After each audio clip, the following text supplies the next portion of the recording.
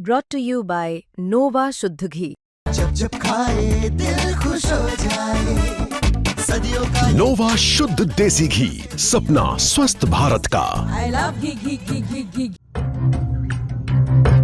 देश में बहुत शोर मच रहा है कि 5 साल से बिना ट्रायल उमर खालिद और शर्जील इमाम जेल में क्यों बंद है, क्यों जमानत भी नसीब नहीं हुई। 2020 के दिल्ली दंगा केस में आरोपी पूर्व जेएनयू छात्र उमर खालिद शर्जील इमाम गिरफ्तार हुए थे। तब और भी बहुत सारे छात्र गिरफ्तार हुए। जेएनयू कांड में भी नाम आने के बाद उमर खालिद की चर्चा सबसे ज्यादा होती रही। उमर खालिद शर्जील इमाम के समर्थन में आवाजें उठाने वाले सवाल पूछते रहे हैं कि सुप्रीम कोर्ट के जमानत नियम है, जेल अपवाद वाले सिद्धांत का पालन क्यों नहीं हुआ, क्यों 5 साल में जमानत नहीं मिली। 2022 में पहली बार ट्रायल कोर्ट ने उमर खालिद को जमानत देने से मना किया। उसी साल हाई कोर्ट ने भी जमानत नहीं दी। 2023 में मामला सुप्रीम कोर्ट में गया। कम से कम 14 बार जमानत पर सुनवाई टली। फरवरी 2024 में खालिद के वकीलों ने जमानत याचिका वापस ले ली। इस साल मई में फिर ट्रायल कोर्ट ने जमानत देने से मना किया। 2 सितंबर को हाई कोर्ट ने मना किया जमानत से, तो सुप्रीम कोर्ट में फिर केस खुला है जिस पर फैसला ही कोई फाइनल डेट नहीं है। उम्मीद है कि 31 अक्टूबर को कोई बड़ा फैसला हो सकता है। 2 सितंबर को दिल्ली हाई कोर्ट से उमर खालिद शर्जील इमाम समेत 5 आरोपियों की जमानत याचिकाएं रद्द हुई तो मामला और गर्म हो गया। कपिल सिब्बल, अभिषेक मनु सिंह भी अपने अपने क्लाइंट को जमानत दिलाने सुप्रीम कोर्ट पहुंचे। पिछली सुनवाई में सुप्रीम कोर्ट ने कहा था कि 27 अक्टूबर को मामले का निपटारा कर देंगे, लेकिन दिल्ली पुलिस के वकीलों ने फिर मामला लटकाने की कोशिश की। कहा कि 2 हफ्ते का समय और दीजिए ताकि जवाबी हलफनामा दायर करें। Additional solicitor general SV Raju पहली बार दिल्ली पुलिस का केस लड़ने पहुंचे थे। उमर खालिद, शर्जील इमाम, मीरान हैदर, गुलफिशा फातिमा और शिफाउर रहमान की जमानत याचिकाओं पर जस्टिस अरविंद कुमार और जस्टिस एनवी अंजारिया की बेंच ने कोई फैसला तो नहीं सुनाया, लेकिन ये इशारा किया कि वो मामले को और लटकाना नहीं चाहते। शुक्रवार 31 अक्टूबर को अगली सुनवाई निर्णायक भी हो सकती है। कोर्ट ने दिल्ली पुलिस के 2 हफ्ते के समय का देने से मना करते हुए कहा कि 31 अक्टूबर को हलफनामा लेकर आइए। बेंच ने कहा, जब समय दिया गया था तब जवाब क्यों नहीं दाखिल किया। याचिकाकर्ता पहले ही 5 साल जेल में बिता चुके हैं। पुलिस ने अब तक जवाब दाखिल नहीं किया। उमर खालिद शर्जील केस में पहली बार पेश हुए एसपी राजू से जस्टिस अरविंद कुमार ने कहा, हमने आपको पर्याप्त समय दिया है, आप शायद पहली बार पेश हो रहे हैं। पिछली बार हमने कहा था कि 27 अक्टूबर को सुनवाई करेंगे और निपटारा करेंगे। उन्होंने राजू से कहा, सच कहूं तो जमानत के मामलों में जवाब दाखिल करने का सवाल ही नहीं उठता। राजू ने 1 हफ्ते मांगा, वो भी नहीं कोर्ट से दिया गया। जज अरविंद कुमार ने कहा, 5 साल निकल गए, मिस्टर राजू देखिए कुछ निकल सकता है या नहीं, क्या आप कुछ नया पेश करने के बारे में सोच सकते हैं, ये जमानत का मामला है। उन्होंने 5 साल पूरे कर लिए हैं। उमर खालिद और शर्जील इमाम की जमानत का मामला अरसे से विवाद का कारण बनता जा रहा है। 5 साल से जेल में बंद है, ना ट्रायल शुरू हुआ, ना जमानत मिली। दिल्ली हाई कोर्ट में हारने के बाद आरोपी सुप्रीम कोर्ट आए। 12 सितंबर को सुनवाई इसलिए नहीं हुई कि केस की फाइलें देर रात में मिली। 19 सितंबर को मामला इसलिए टला क्योंकि जस्टिस मनमोहन ने सुनवाई से अलग कर लिया, इस ग्राउंड पर कि केस कपिल सिब्बल लड़ रहे हैं और जस्टिस मनमोहन ने कभी सिब्बल के चेंबर में काम किया था। नई बेंच बनी जस्टिस अरविंद कुमार और जस्टिस अंजारिया, तो सरकारी वकीलों ने कोर्ट के फैसले में देरी के लिए और समय मांग लिया।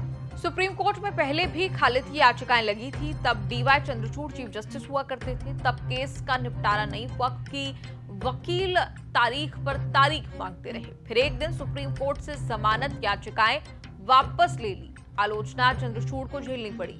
रिटायर होने के बाद उन्होंने खुलासा किया कि खालिद के वकील ही केस लटका रहे थे। उनका इशारा कपिल सिब्बल की ओर था।